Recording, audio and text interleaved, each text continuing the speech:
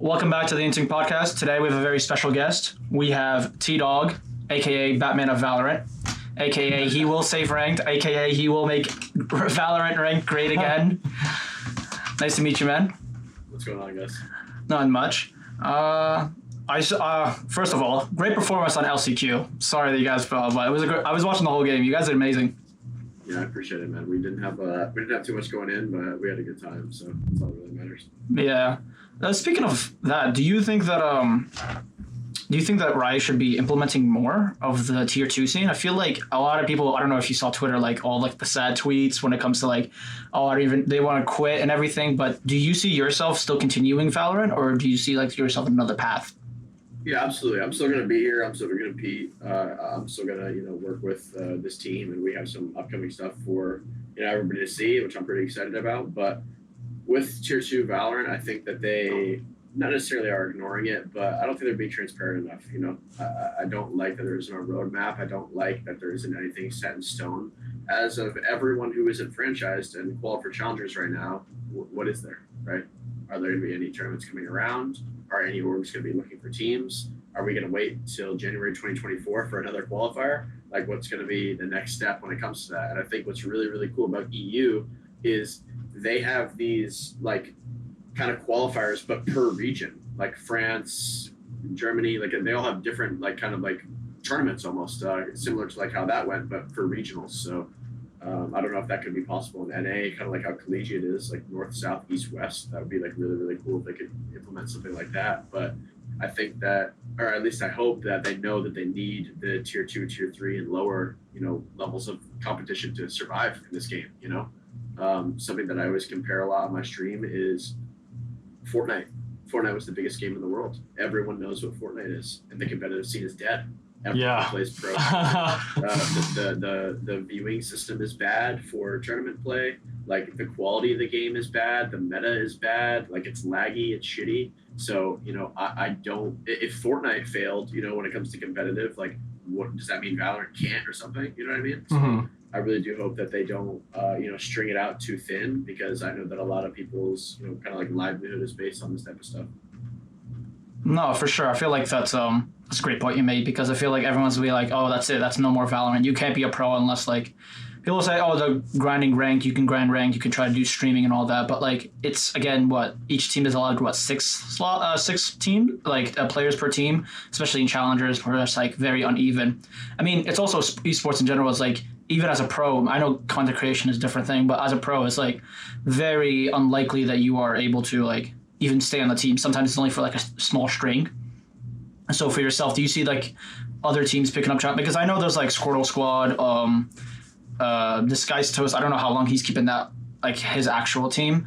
But do you see like that team as a whole, like all those, like, 5 staying as a core? Or do you see them like, hey, like right now Stewie 2K is a free agent, we want him instead of somebody else? Like, how do you see the free agent market like happening in the off season? I think that's a little unrealistic right now, that people are going to make changes. But, throughout the season, maybe if they, barely make it or don't make it at all, I think that that's kind of like the time where a decision would be made. I don't think that anyone's going to get swapped around as of right now. But again, when that season starts and they start off very slow, or they're not doing as good as they expected, I think that's a real thing, that you have the power to leverage, that you can get a, more experienced, or just, like a veteran player, maybe to come in on a role where, a newer player is struggling. Because at the end of the day, it's just business, like as cool as it is to ride it out with your boys for, months and months, maybe, years, however long you play together. Like, you can't sacrifice, the enjoyment of you guys being together for, results and success, because unfortunately that's all that actually matters. No, yeah, for sure. I feel like it's going to be interesting to see, because I know you said, like, they're going to stay. And I know the recent Knights came out with I don't know if you saw the group pick'ems. How do you feel like, you guys been scrimming, but I don't know if you guys been scrimming the challengers teams. I don't know if you have, but who do you think is definitely the favorites when it comes to challengers? Yeah, for the groups, I definitely think that the Guard and M80 group is going to be a slugfest when it comes to the other 4 teams that are in there. I think that one's a little lopsided when it comes to the quality of it. I don't have the picture in front of me right now. I'm trying to find it out real quick. You're good. Here we go.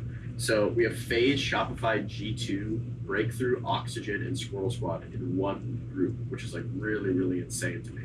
I think that group is going to be like very, very, very difficult. I'm excited to see like what Squirrel Squad can do up against those big names that have been like, under wraps for months now. The only thing that you know about those guys is if you practice against them in scrims, right? And then Group B with M80, TSM, Guard, Disguise, Dark Ratio, OR. Like I think again, like TSM, Disguise, Dark Ratio, and OR, like those guys are going to be going at it. I think M80 and Guard are going to cruise through that. And, I think that TSM has a lot of potential. I think they have like a solid team. But, all those up and coming teams again are going to have to kind of like prove, who's better and who's actually down to ride. No, for sure. Well, it's going to be interesting because it starts next week, I'm guessing? What is it, the 26th? Yeah, I think so. The 22nd. But I also wanted to ask about the big thing, the crypto bettors. So yeah. I know that kind of like blew up in Twitter when you came out with that video. So can you tell me your thought process on making the video, getting all the info? Because I also saw that you also cleared a lot of people because they came out and saying like, no, I wasn't part of this, blah, blah, blah. Right. So can you, I don't know if you've ever talked about this, but can you give us like a breakdown on how you actually came up with the video? Where'd you get your all the info and how'd you sneak yourself into the Discord?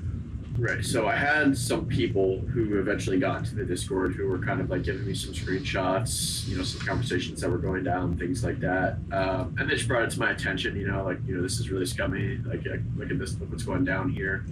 And, instead of being just a normal person and just like reacting to it and not doing anything about it, it's a problem that presses me daily.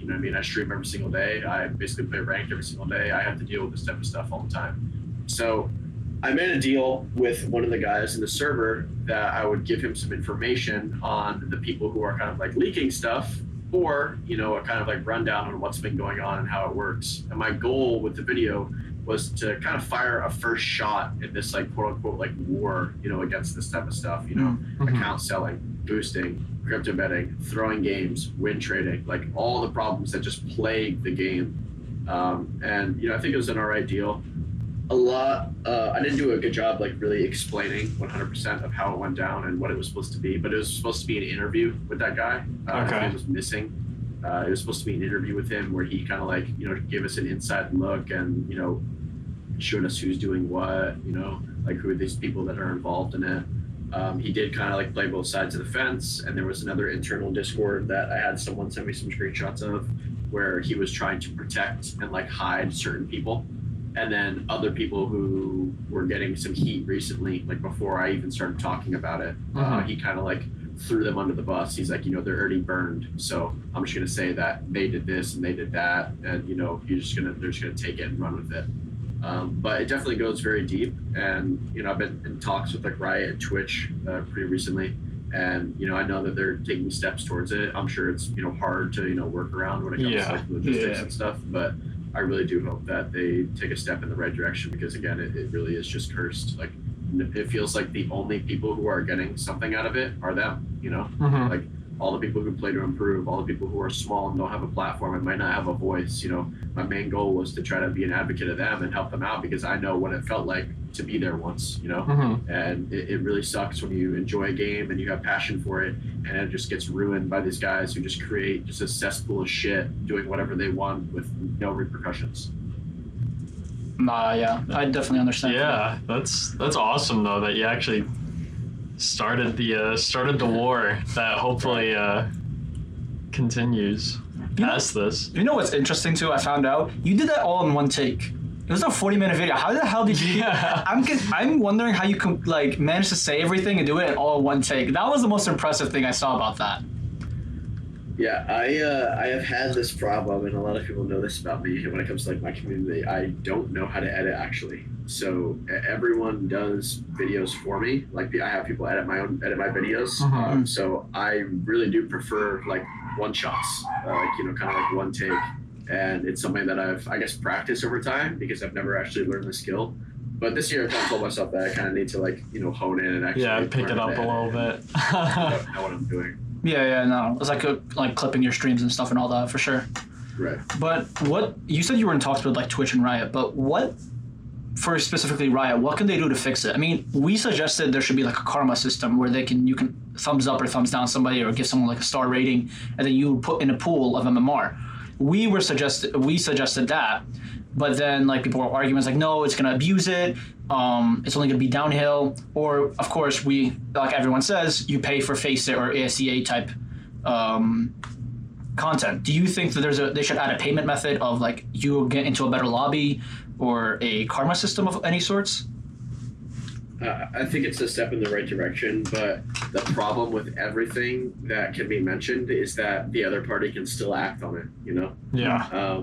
So again, with the karma, yes, I think it's a good idea, but you also have to take into the fact that they can just, you know, group up and just like zerg you with like negative downvotes and stuff like that, and just ruin your account. Yeah. It's the exact thing with paying, you know what I mean? Like people will just pay for Prime, you know, if they want to play that bad, right? If the lobbies are that cursed. But I think a verification thing would be really good to stop all these accounts just being created out of thin air, accounts being bought, right? Some sort of phone number verification, I think would be fair. Obviously, not everybody has access to that, but I feel like nowadays a lot more people do than they did back in the day. You know, like if you said this about Counter-Strike in 2010, it'd be a lot different. I got my first phone when, you know, I was going into middle school. You know, I see kids walking around with tablets bigger than their heads. So you know, I know that they get stuff a lot earlier than I did. Yeah. So I feel like it's fair, you know, around that age, like 12, 13, where you might have a phone. Same thing with Twitch, right? You need to be 13 years old to own your account. Yeah. So, you know, I think like, you know, that could be a step in the right direction, you know, some sort of phone number verification where you can only have like one account, like per phone number or something. Again, you know, I do understand that it's unrealistic. Not everyone has access to that, but I just feel like some sort of action has to be taken because, you know, I don't know how long these casual players can continue playing the game when they're just being abused daily, right? Yeah, 100%. Yeah, because I know like now with all this, the start of like everyone starting a Discord 10-man ever since Tarek started that. And then it started a war, and then everyone's arguing, it's like, hey, oh, but why am I not in the Tarek 10-man? But it's like, I feel like people don't understand the situation he's in, where he's like, I only want franchise and challengers or top game changer players in the lobbies, and then everyone's like, oh, you know, I played in tier 2 for like a hot minute. Why am I not in the lobby? Or like, there's maybe like beef between players, which I do want to ask: are beef between players, is that a real thing, or is it more banter than anything? It can be a real thing. It will usually be turned into banter over time. Usually just like emotions flare after a match, you know, and people kind of go back and forth. There's not too many people that have burning hatred, and the people who really do, like, they don't really amount to anything, you know, because they kind of like base their personality around that. The Tarek Tenmans have been going really good. Like, I've been enjoying my time there for sure. Like, and I'm really appreciative that, you know, he used his platform to create something like that. Yeah, I think it's like really dope, and you know, you see kind of like the trickle down effect, right? The stuff that I always talk about in my stuff. We need these big pros. We need these guys with huge numbers next to their name to take positive action, and people will reciprocate it, right? And I'm not saying that Sinatra isn't, but I'll use Sinatra as an example. Music on, running it down with a force buy every single round, no matter what, every single time. He doesn't care what you say. He doesn't care what you do. He tries to win. I agree on that. He does try to win. It's not like he's throwing, but that inspires tens of thousands of people. They have an accent named after him, right? Yeah. Oh no. Yeah, the Sinatra VALORANT accent. Like him. They talk like him. They say the things he does. That the same exact thing can work, but in a positive light, right? And with Tarek's 10-man creation, you know, a bunch of other people have been creating their own servers, trying to, you know, take it more serious, which is like, you know, a really dope thing to see. So you think it's a good thing that everyone else is starting their own Discord 10-mans instead of just playing ranked? Yeah, so do you think it's more just like a protest to Riot, be like, hey, like, we're not going to play your game, we're going to play our own custom game unless you fix this shit? Exactly. Yeah, I think that's kind of like the looking like margin that we're working on is like we're trying to show them how bad it is, and we're going to show them in the best version possible, right? Because the 10-mans that Tarek has with the pro players, that's what ranked can be. You know, that's what rank can absolutely be. But the reason that no one's done anything about it is because all these people who do have hundreds of thousands of viewers every day on Twitch, yes, rank does suck. Yes, it's boring. Yes, it's annoying. But guess what? I just made 10K on ad revenue. Yeah. I'm just going to run around. I'm just going to make fun of the people who are bad. Yeah, I'm going to make jokes, you know, about how people are like fighting with each other. I'm just going to sit back, point my finger and laugh. You know what I mean? So I think that, you know, I hope at least that Riot will see, you know, how great of a thing this is, how all the viewers, at least that I've seen, love watching it. You know, these competitive games, right? And that's always been my beef with it is I know that it happened in Overwatch too with, you know, their like matchmaking system. people are like ranked around like 4,000 would be getting into games with like top 500 players, like 4,700. And the same thing happens with me. When I place Radiant, I finish 200 or something like that. I'm getting into games with people who are like, unironically, have never even seen Immortal 3. How's that possible?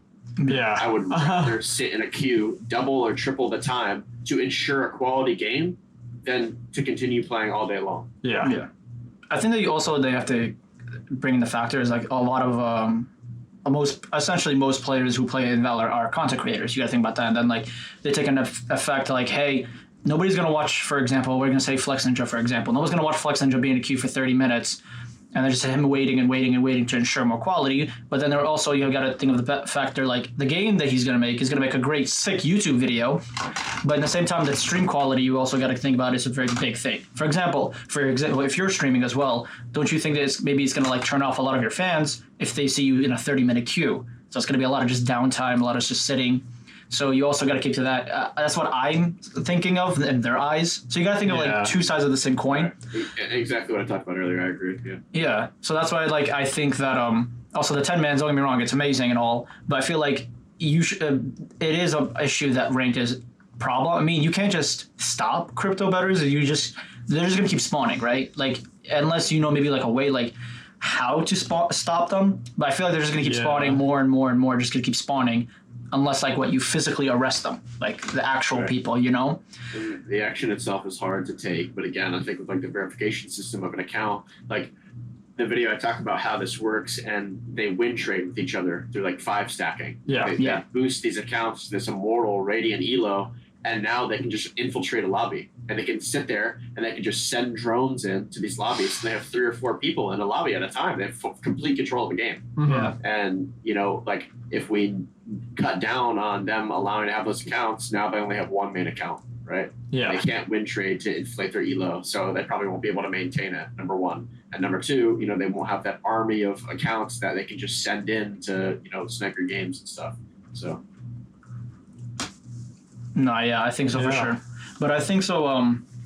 So with the 10-mans, there's also a thing where like they want to separate. I saw on Twitter, I think Zekin was saying that they want to split from franchising and top players to and then challengers and GC players. Do you think that they should split it, or they should keep all like? Do you think there's a certain number of people that should be in that server, the Tdawgg server? Yes, there should, but I don't really see the point of a splitting. As of right now, I already have my own personal opinion and like potentially a bias on it. Mm-hmm. I don't think that there needs to be a split. I do understand 100% when franchise players are in there playing with people who are a little more inexperienced, because there are some players in the server, like in my opinion, who might not even be there. They shouldn't even be in there, but they are. And then on top of that, there's some people who are like on the fence and like, very trolly and like don't take stuff serious, which is whatever, right? But I think they need to kind of like set a standard on like what they want to do with it, rather than just like the main problem that I have with the 10-mans is all these people that aren't even involved with it just like weighing in on their opinion, how they think it should be run, how they think you should do it. It's like, again, like I'm not anyone, important. I'm not franchise. I'm not in challengers. But like the way that I see it is, why are you weighing in on it? You know what I mean? Like we don't need your opinion on it. They don't want your opinion on it, right? Like you can just be a viewer, or you just don't need to watch it. It's up to you. Like, they're gonna run it how they want to run it, and that's gonna be the end of it. But going back to splitting it, I don't really know if it'd be so beneficial, because I think a big part of it is, people wanting to, kind of like play with like bigger names. And I do understand that it's a little unfair to franchising players. Not that they have to babysit, right? Everyone in there is supposed to be a pro.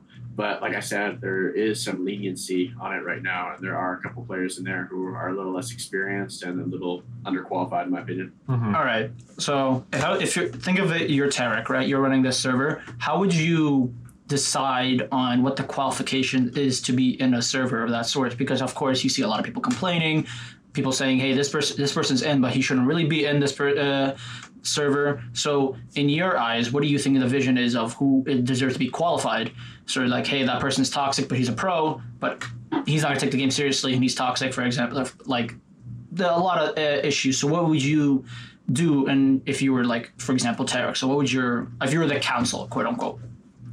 So he has it listed here, direct invite. Player on franchise team, player on challengers team, Game Changers player, top 3 finish in NA Game Changers 2020, or global GC attendance. So that's your direct invite. And then he has an apply to join, which isn't open yet, but it will be. Top 50 finish in most recent 3 acts, which I wouldn't put in. I don't think that that's a good showcase of a player.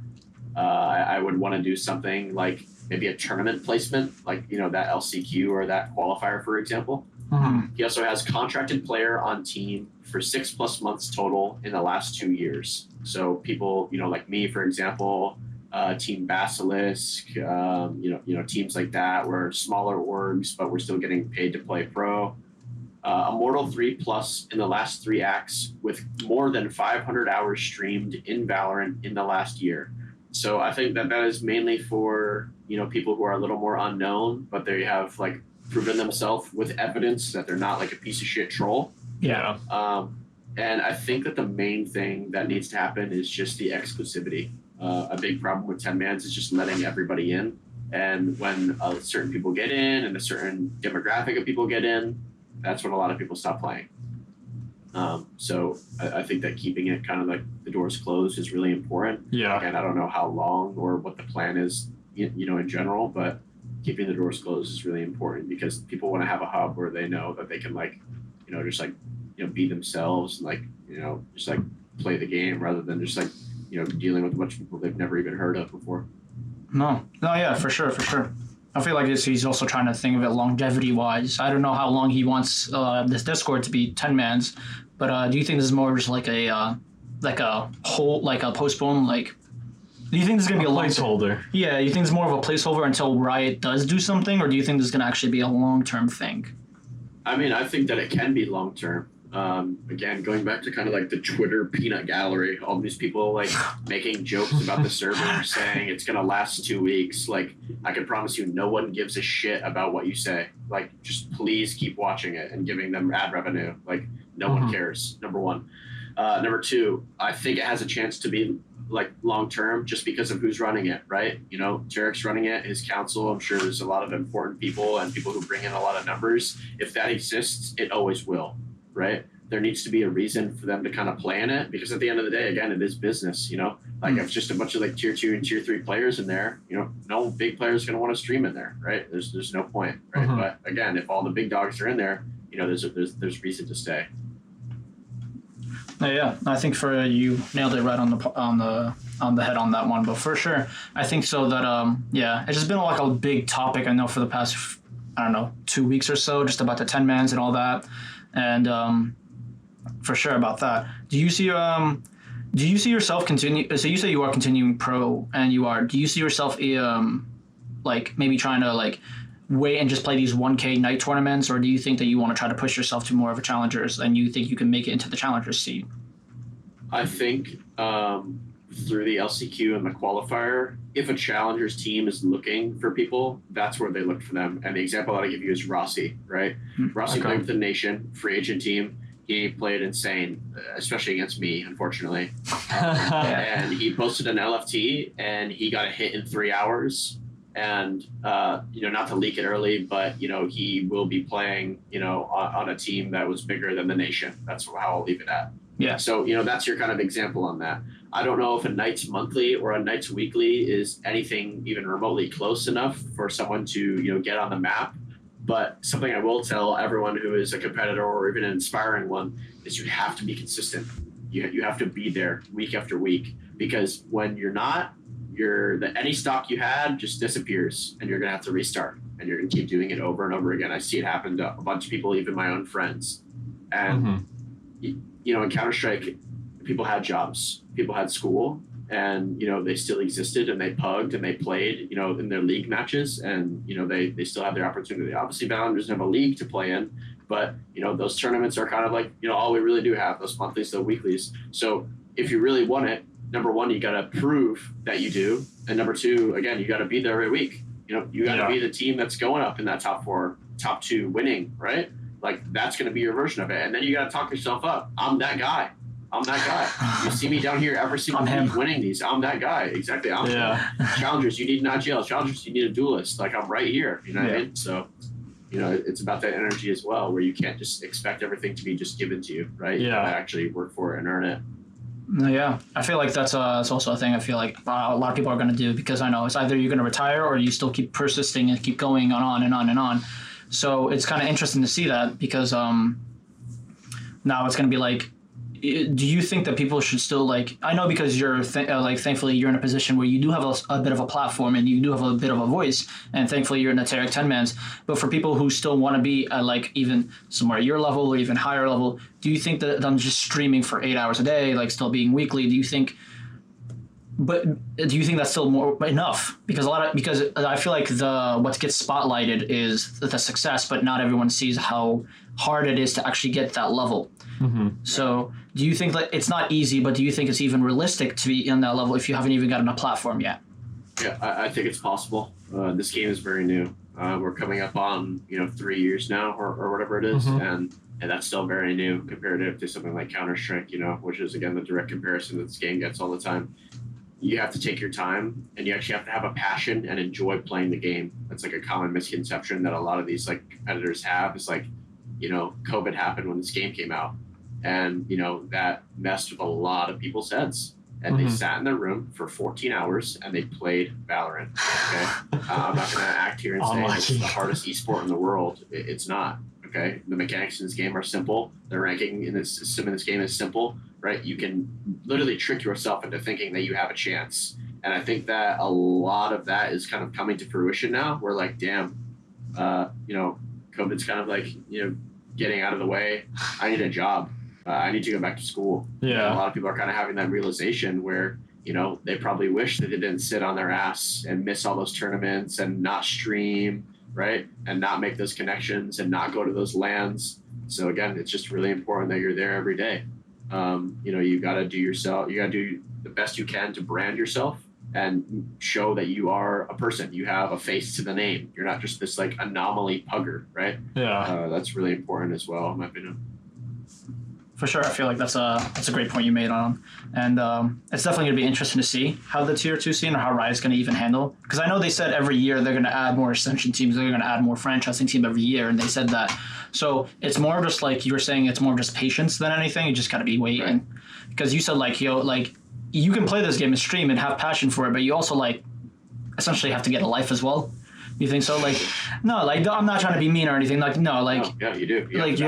You have to balance it, because I mean, like it's a real world. Yeah, no, for sure. Because you said like you nailed it right on the head. Like, hey, we were in quarantine. We were lucky that this game came out in quarantine. Everyone played it for hours and hours on end, and I feel like you can also talk about the community. The community sometimes feels like they don't even go outside. So now that's why, like, if you ever compare a Valorant community, everyone's like, oh, they don't go outside. They have like misconception. It's young, but like I feel like now as we go further into the game, I feel like more and more Valorant players do need to start, essentially having a social life of it, and then like being consecrated. Even being a consecrator you can still have a life being a consecrator of Valorant and all that. But I feel like you definitely nailed it right on the head when it comes to that. But yeah, I think so. I know you said you have to be gone, so there's only a little bit. I don't know if you have any more time. Yeah, we can go a little longer. Yeah, okay, I can hang out for a bit. Okay, perfect. Should we do the tradition question? Yeah. So we do have a bit of a traditional question we ask every guest. Okay. First one is, do you have a bidet? No. Have you ever used one before? No. Good man. It's a running gag. Good man. It's a running gag in our community, so it's about it. But so, what are your opinions on it, or do you have no opinions on it? I mean, I've never used one. I know what it is. I don't necessarily know if it's like worth an investment, but I feel like I manage like pretty well on that end. But maybe if you're taking a lot of trips there during the day, it might be worth it. No, yeah, for sure. And then question number 2 is we always ask every question. What is your go-to boba order if you drink boba? Oh man, my girlfriend does a lot. I usually just like listen to her and like she like picks for me mainly. Okay. I like the chai tea one. Okay. The Thai tea, like the orange one. Yeah. Yeah. I've gotten like some like really doctored up ones, like caramel drizzle and like stuff like that before, where it's like almost like a coffee. Yeah. Which is like pretty good, but I'd say those are like my top 2. Nice. No, for sure. Well, yeah, we usually end it off on that question just to ask everyone else. But just a few more questions before we end it. So you're saying you are continuing, even though like you technically didn't make challengers, you're still going to be pursuing. You're technically a free agent now, right? I'm guessing the squad you're within is disbanding. You want to? I don't know if you made it official yet. Yeah, we're still working on that kind of like behind the scenes. I do have an update coming, but nothing that I like really want to like share 100% right now. Sure. Yeah. So I'm not sure. No, that's for sure. So that's for sure. So, but yeah, we usually ask everyone if they want to, if you have any projects working on, if you have any things you want to announce right beforehand, if you want to plug anything, you're more than welcome to. This comes out tomorrow, so if you want to plug out anything, we'll tag you if anything. Gotcha. So if you have anything you want to plug, or if you have announcements you want to make. I mean, other than just, I'm live every single day. I've been streaming for over 1,000 days in a row. Wow. Which is pretty insane to think about. But Holy shit. that's like part of my brand is like, you got to be down to ride. You got to be there every day. You got to grind. Mm-hmm. You got to show that you want it more than somebody else to take their spot. So, that's what I'm trying to like, set the pace for, a lot of up and coming players, like aspiring players, and like show them like, like there's a reason I'm still here. You know what I mean? Yeah. Compared to a lot of other people, there's a real reason why I'm still here. So. For sure. Nice. Alrighty. So if anybody wants to like know where to find you, where would they find you usually? Like on Twitter, everything? Yeah, my Twitter mainly, and then my Twitch would be the next best option because I'll be there. Alrighty. Perfect. Well, that's it for that. Thank Yeah. you for coming on. Appreciate everything. Thank you. Guys for listening. Thanks for having me. No problem. All right, guys. Thank you for listening. Bye-bye. Bye. And we are done recording. Dope, guys.